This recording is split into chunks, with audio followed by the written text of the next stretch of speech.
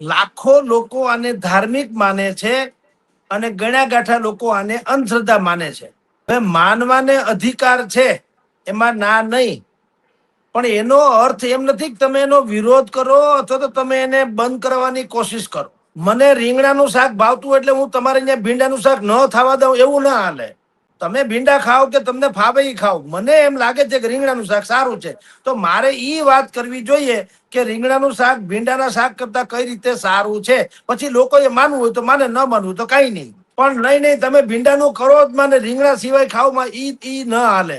પરસોત્તમભાઈ પીપળિયા, જયંત પંડ્યા કે જ્યોતિર્નાથજી બાપુ ત્રણેય એજ્યુકેટેડ છે. પહેલી વાત તો ઈ, જો આપણું રામાયણ સારું છે એટલે તમે કુરાનની આયાત બોલવા ન દો એમ ન ચાલે.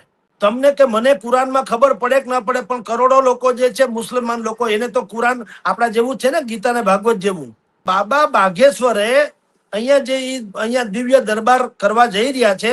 હું એને બે વિભાગમાં એની વિશ્લેષણ કરું. અત્યારે ઈરાન અમેરિકા યુદ્ધ છે અને સરકાર ડીઝલ પેટ્રોલનો ખર્ચો ઓછો કરવાનું કે છે ને આવા મોટા મોટા આયોજનો જે ખાળી શકાય કે ટાળી શકાય અનિવાર્ય નથી, પણ આ જે દિવ્ય દરબાર છે એવું નથી કે ન કરે તો કઈ આભ તૂટી પડે, એ પછી પણ થઈ શકે.